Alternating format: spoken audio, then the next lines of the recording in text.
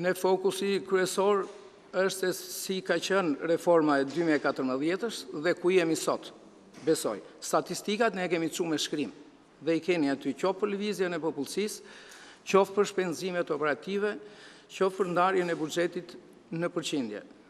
Unë kam gati 25 vjetë kryetar bashkie dhe kam kapur të dyja reformat. Do thoja për reformën 2014-ës. Për mua është një reformë e dështuar. Pse?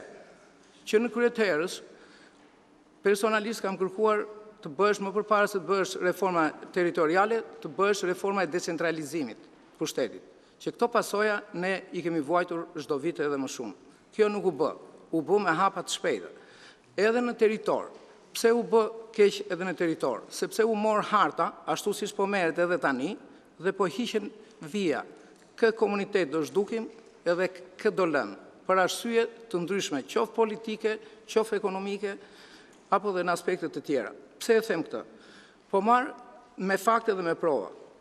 Dy bashkit që u bashkangjitën, dy komunat që u bashkangjitën Bashkisë Poliçan.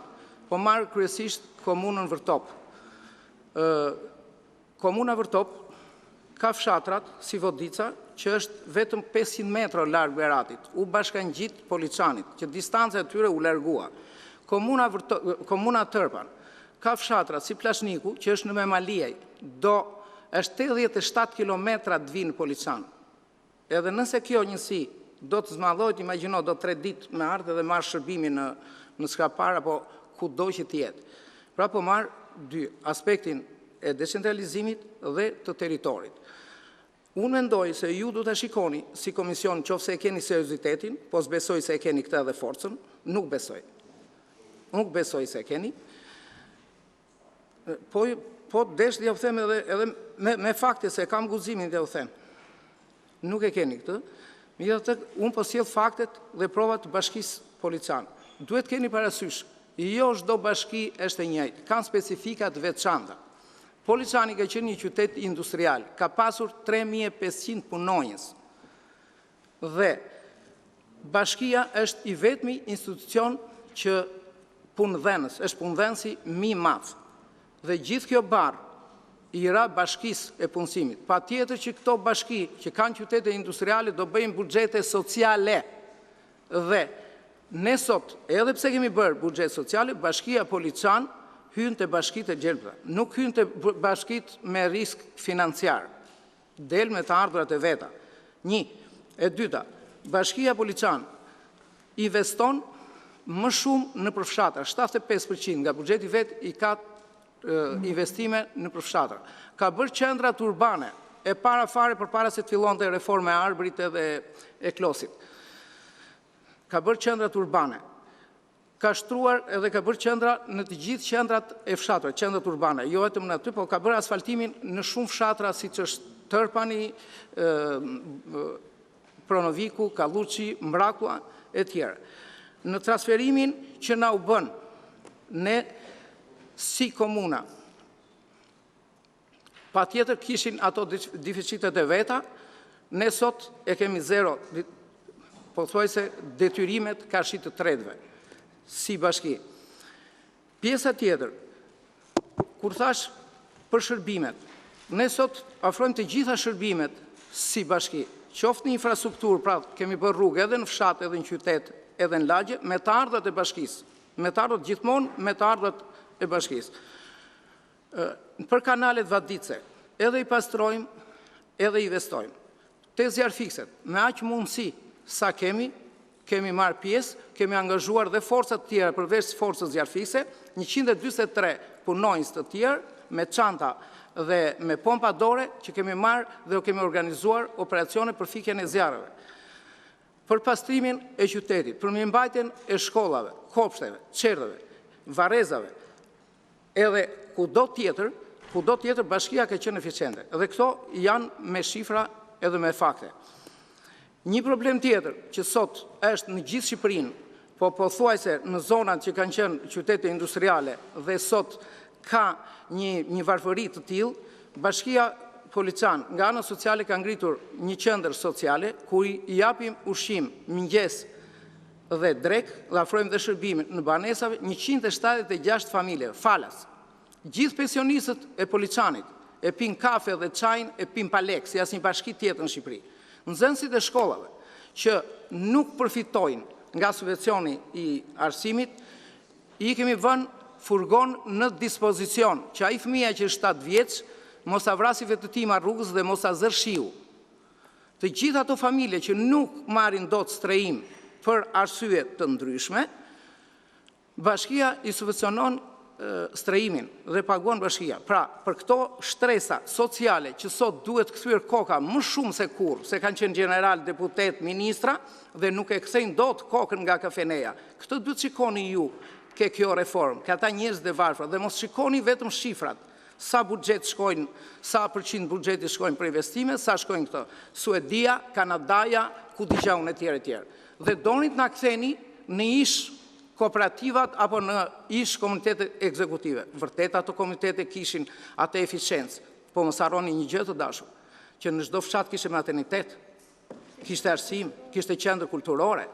Sot juve po na detyroni, nëse kemi bërë shpopullimin e fshatrave, do shpopulloni qytetet, automatikisht do shpopulloni qytetet. Dhe unë po ja them me fakte dhe me prova. Në qoftë se Bashkia Poliçan sot ka të punësuar 1000, jo në bashki, po them në gjithë territorin, 1068 punësuar dhe 400 biznese, të nesmen e shkrirës kësaj bashkisë asnjë nuk e aty. Dhe kush do le ta kundërshtoj dhe thoj të kundërtën.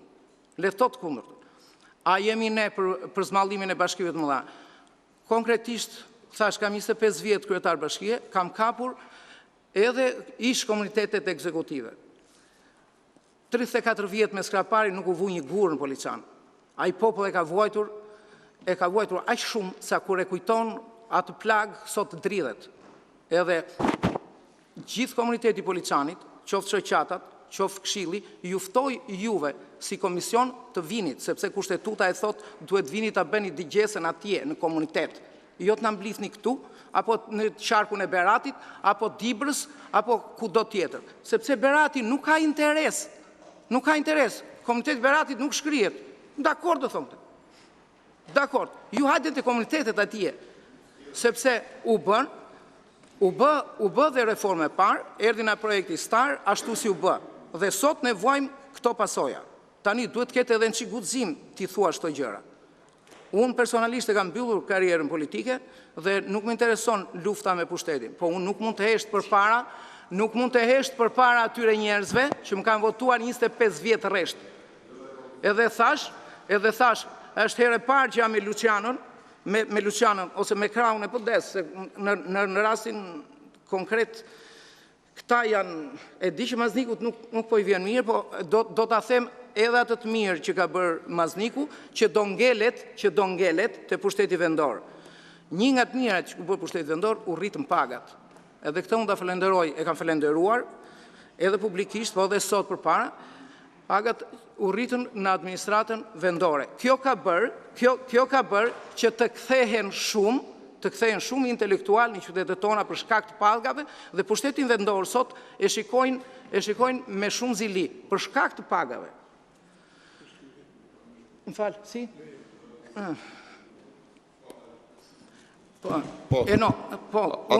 Edhe njerë, për Poliçanin do thoja, pra ne u bëm një kërkesë, nga ana e juaj nuk na dha dhe një përgjigje për ata njerëz. Ne u shikojmë me shumë vëmendje, me shumë dëshirë, me fjalë në gjitha edhe ndjekim gjithë komisionet. Nuk na u dha një përgjigje, mirë do t'ishte. Pastaj, po që për kompetencat, do të flasë këtë, se shiko, nuk ka gjë më të shtrenjtë se liria, se ne me këta kolegët edhe të tjerët e flasim në për taulina, po nuk guxon njeri ta thotë. Ne na nëhequr të gjithë kompetentat kryetar bashkie, që nga koha e Berishës që na hoqën makinat, na hoqën telefonat, e kupton? Sot ju na hoqën kufizimin e mandateve, se ju qeni deputet që votoni, ju keni të drejtë ju. Ne që ballafaqohemi për ditë me qytetarët, ne s'kemi të drejtë. Se kush ka kartonin? E kupton? Dhe kjo është një shkelje e kushtetutës. Dhe nuk e kam personale. Pastaj, mos futemi për kompetencat e tjera, se unë nuk mendoj që na një nga kolegët e mi sot e ndjen veten kryetar bashkie. Nuk mendoj që është kryetar bashkie. Ka që kisha se nuk po vazhdoj më shumë, se po më piskon Juli edhe thot e prishe.